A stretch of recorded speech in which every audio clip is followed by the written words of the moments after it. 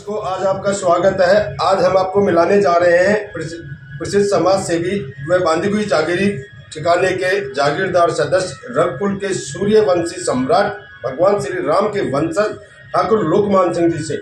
और हम बात कर रहे हैं 22 जनवरी को जो श्री राम प्राण प्रतिष्ठा होने के लिए जा रही है, देश दुनिया में जगह जगह शोभा यात्रा निकाली जा रही है, तो उसके बारे में क्या कहना चाहते हैं, क्या संदेश देना चाहते हैं, सुनिए ठाकुर लोकमान सिंह जी से। जी सर। बहुत ही अच्छा प्रश्न किया आपने और बहुत अच्छी बात है कि भगवान राम का भव्य मंदिर बनने जा रहा है अयोध्या के अंदर।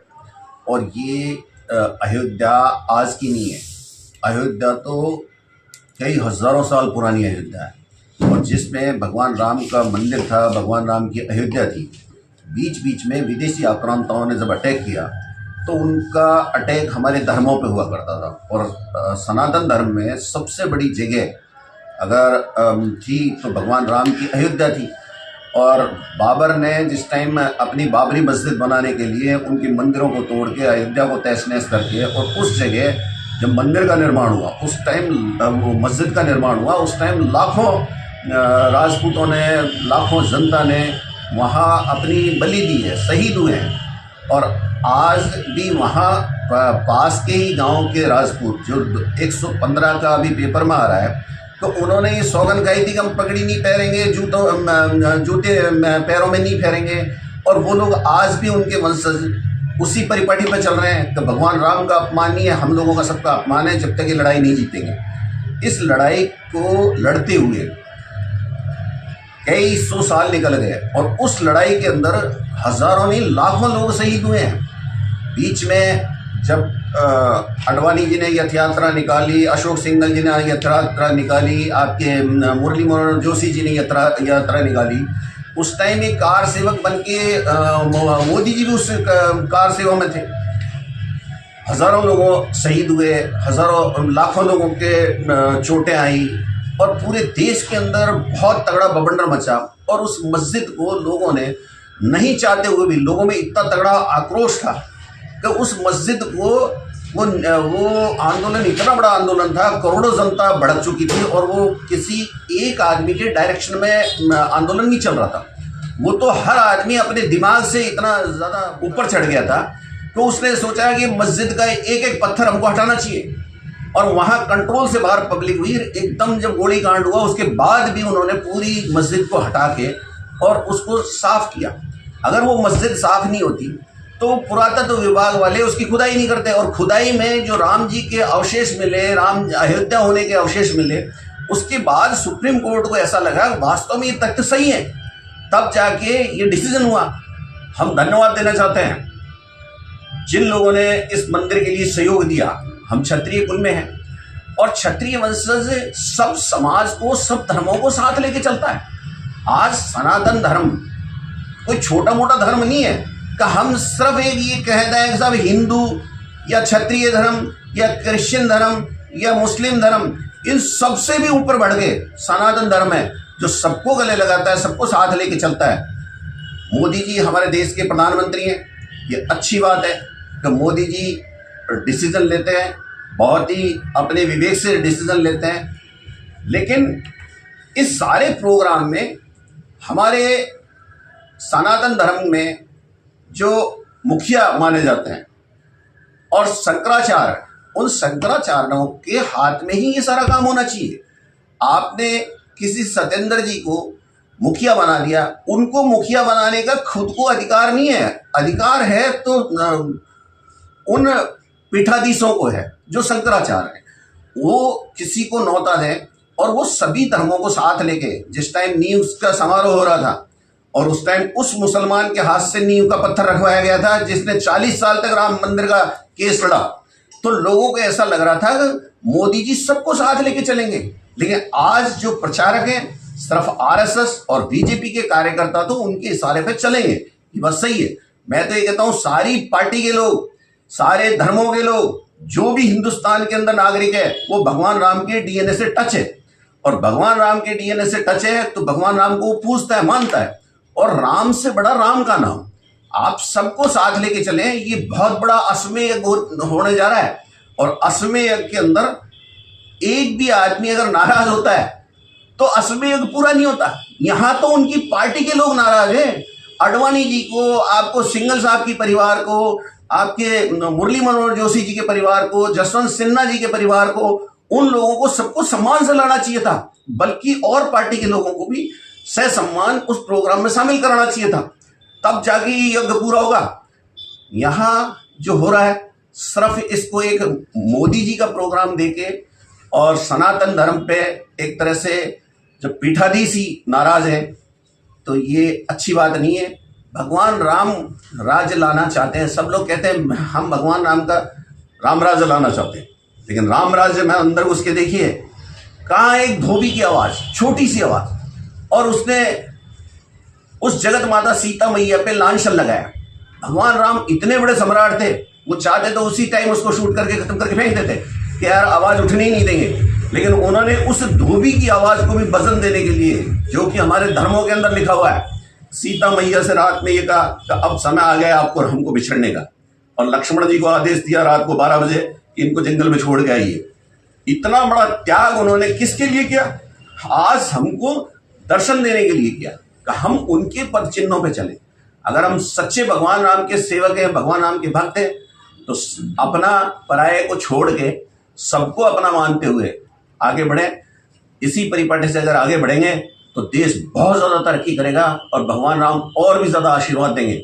लेकिन तानाशाह तरीके से कि मैं हूं बाकी सब बेकार है, ठाकुर साहब, ये नहीं होना चाहिए। पहले भी राजा महाराजा जब कोई कार्य करते थे तो ब्राह्मणों को व शंकराचार्यों को ही आदेश देते थे। तो इस बार राम जन्मभूमि अयोध्या के अंदर जो प्राण प्रतिष्ठा होने के लिए जा रही है, ना तो उसमें शंकराचार्य जी पहुंच रहे हैं, ना कोई ब्राह्मण पहुंच रहे हैं, तो इसका क्या कारण है? जितने भी राजा महाराजा हैं वो ऋषि मुनियों के हैं, और ऋषि मुनि हैं वो राजा महाराजाओं से अटैच थे। ऋषि मुनि तब करते थे, वो रिसर्च करते थे, उनको भगवान का दर्शन होता था, तब जाके वो ऋषि मुनि बनते थे। कोई ऑर्डिनरी ब्राह्मण ऋषि मुनि नहीं हुआ करता था। राजा महाराजा उनका सत्कार स्वागत करते थे, उनकी काबिलियत से करते थे, वो उस टाइम के रिसर्च करने वाले वैज्ञानिक थे। आज जब हम ऋषि मुनियों का आदर नहीं कर सकें, ब्राह्मणों का आदर नहीं कर सकें, तो हमें क्षत्रिय कहने का कोई अधिकार नहीं है। क्षत्रिय किसके पीछे था? क्षत्रिय तो सेकंड पीढ़ी में सीढ़ी पे आता था। फर्स्ट सीढ़ी पे तो वो ऋषि मुनि जिनकी वजह से पूरा ब्रह्मांड तैयार हुआ है, उन्होंने वो इतिहास लिख दिया, उन्होंने वो रिसर्च कर लिया कि आज अमेरिका, रूस, चीन, जो भी कोई बड़े कंट्री हैं, वो आज मानने लगे हैं कि वास्तव में सनातन धर्म में जिन लोगों ने हमको लाखों साल पहले जो चीजें लिखी थी वो आज सफल हो रही है। हमारे जयपुर के अंदर ही जंतर मंतर पे पूरा ज्योतिष तैयार होता था, और ज्योतिष में ये कह दिया गया था कि हमारी पृथ्वी अंडाकार है, लेकिन पूरा विश्व के बड़े देश मानने तैयार नहीं थे। आज वही लोग कहने लगे कि वास्तव में ये जंतर मंतर कोई अच्छी चीज है, और इसमें ज्योतिष विद्या कितनी तगड़ी थी। हमको हमारे ऋषियों का आदर सम्मान करना चाहिए, शंकराचार्यों को बुलाना चाहिए। और शंकराचार्य कोई थोपा हुआ किसी ब्राह्मण का बच्चा नहीं है, वो उनके रगों में उन ऋषियों का खून दौड़ रहा है। वो बाकायदा धर्म के ऊपर ही बोल सकते हैं। जहां धर्म पे कुठाराघात होगा तो वो खिलाफ खड़े हो जाते थे। किसी राजा ने भी अगर अन्याय अत्याचार करके धर्म को कुचलने की कोशिश करी तो शंकराचार्यों ने ढोल बजाया कि नहीं, ये राजा गलत कर रहे हैं, और उसका मैसेज जनता के अंदर सही दिया। शंकराचार्य उन पीठाधीश मठों के मालिक हैं, वो पूरे सनातन धर्म पे अपने मन से कुछ नहीं बोलते हैं, वो धर्म पे ही बोलते हैं। और वो जो ग्रंथों में लिखा हुआ है, जो वेदों में लिखा हुआ है, उससे बाहर हट के वो नहीं जा रहे हैं। भगवान राम में पूरा ब्रह्मांड है, केवल अयोध्या या हिंदुस्तान ही नहीं है। हमारी रामलीला कई देशों के अंदर बनाई जा रही है, कई देशों में आज भी राम जी को मानते हैं। तो हमको ये सोचना चाहिए कि पूरे ब्रह्मांड के मालिक भगवान राम, जिनका ये भव्य प्रोग्राम होने जा रहा है, आज हम उन मुसलमान भाइयों को भी धन्यवाद देना चाहते हैं कि उन्होंने शांतिपूर्ण तरीके से इस प्रोग्राम में सहयोग दिया, और आज उनकी नाराजगी दूर हुई। उन्होंने माना, सुप्रीम कोर्ट के डिसीजन को माना कि बहुत अच्छा डिसीजन हुआ है कि हमारी अयोध्या में मंदिर भी बने और साइड की जमीन पे मस्जिद भी तैयार हो रही है। एक अच्छा संभल जाए, कहीं कोई द्वेषतापूर्ण वातावरण में कोई प्रोग्राम नहीं होना चाहिए। प्यार प्रेम भाईचारे से सभी लोग भगवान राम से अटैच हैं, भगवान राम से दूर नहीं है। यहाँ के मुस्लिम भी हैं, वो भी भगवान राम को पूजते हैं। राम में सारा संसार है जी। मैं इस अवसर पर सभी लोगों को अपनी ओर से बधाई दूंगा कि 22 तारीख के इस प्रोग्राम में बढ़ चढ़ के हिस्सा लें, सहयोग करें और कोई द्वेषता नहीं है। सबको ऊपर वाला देख रहा है। अगर मेरे प्रति किसी की गलत भावना है या किसी राजा के प्रति गलत भावना है तो उसको सजा मिलेगी। अगर राजा की गलत भावना है तो उसको भी सजा देने वाले भगवान ही है। हम किसी को सजा नहीं दे सकते। हम तो सिर्फ राजा की प्रजाएं। आज देश के प्रधानमंत्री मोदी जी हैं और मोदी जी के नेतृत्व में पूरा देश जो काम कर रहा है अच्छा काम है। लेकिन जिस तरह से ये प्रचार प्रसार हुआ और पब्लिक में कटुता ही, आपस में वैमनस्यता फैल रही है, ये दूर होना चाहिए। आज अच्छे काम में सब लोगों को आहुति देनी चाहिए, बढ़ चढ़ के हिस्सा लेना चाहिए। हमारा ऐसा कोई भी हिंदू धर्म का घर नहीं बचा जिसने इस प्रोग्राम में सहयोग नहीं दिया हो। और इस प्रोग्राम में सबने चंदा दिया है, डोनेशन दिया है, विदेशों तक से पैसा है। हम कोई उनसे हिसाब नहीं मांग रहे। अच्छे काम के लिए सब लोग देते हैं, कोई पीछे नहीं हटता है। हर आदमी सहयोग करता है। लेकिन सहयोग को आप गलत तरीके से प्रचार प्रसार करेंगे तो आपकी बुराई बढ़ेगी। हम मंदिर बनाते थे, लेकिन मंदिर का पुजारी हम ब्राह्मण को ही बनाते थे। हमने हमारी संतानों को नहीं बैठाया उसमें। उसके पीछे रीजन ये था कि दूसरा राजा जब अटैक करता था। ठाकुर साहब, मंदिर के पुजारी आज के डेट में तनख्वाह पे रखे जाते हैं और वो झाड़ू पोंछा और सिर्फ पूजा और वह आशीर्वाद देने की ही तनख्वाह पाते हैं। देखो, मंदिर का पुजारी कोई सर्वेंट नहीं है। मंदिर का पुजारी सिर्फ सेवक है। वो भगवान राम का, अमृत का है, ठाकुर जी का है। सर, सरकार ने और बड़े बड़े व्यापारियों ने व्यापार बना रखा है मंदिर को। वो गलत कर रहे हैं। और जिसने भी मंदिर को, मस्जिद को या गुरुद्वारों को या चर्चों को व्यापार बनाया है, उनका विनाश निश्चित है। और जो इन चीजों से ये सोचते हैं कि ये तो कमाई का अड्डा हो गया, ये गलत है। सिर्फ धर्म का प्रचार प्रसार करने के लिए जब लोग धर्म पे रहेंगे तभी सृष्टि चलेगी। जब लोग अधर्म पे आ जाएंगे तो सृष्टि का विनाश होना निश्चित है। आप वो दिन दूर नहीं जब आप देखोगे कि ब्राह्मण को लोग किस तरह से आदर सम्मान से लोग लेके जाएंगे। आज भी बिना ब्राह्मण के हमारी पूजा सफल नहीं होती। जिस टाइम रावण का और भगवान राम का युद्ध चल रहा था, उस टाइम भगवान राम ज्यादा समय पूजा में निकालते थे और उन्होंने दर्शाया हुआ कि ये शिव भक्त है रावण और इनको मारना आसान नहीं है। तो भगवान राम ने सबको ये कहा कि रामेश्वरम की स्थापना होगी। और सबसे बड़े उस दल के अंदर विभीषण जी पंडित थे।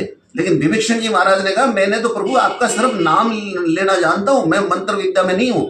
तो लंकापति रावण को जामवंत जी जाके न्योता दे के लेके आए और रावण ने आके रामेश्वरम की स्थापना कराई। सीता जी को साथ लेके आए और गठजोड़ा रावण ने किया। और जिस टाइम जो ही भगवान राम ने रावण के पैर छुए हैं तो विजयी भव का आशीर्वाद दिया है। ये था सनातन धर्म। उन्होंने कोई दुश्मनी नहीं, वहां पूजा करते टाइम आशीर्वाद देने का काम, आशीर्वाद दिया है और आशीर्वाद लेने का काम था। तो वहां भगवान राम ने चरण स्पर्श भी किए है। उसका नाम सनातन धर्म था। ये नहीं कि रावण आ गया, सीता जी आ गई, वहीं खत्म कर देते सारे लोग उठा के। वहां बलशाली कम थे क्या राम जी के दल में? लेकिन एक मर्यादा थी और एक मर्यादा की लड़ाई थी। सारा संदेश इस तरह से जनता को दिया गया कि इसका नाम धर्म है।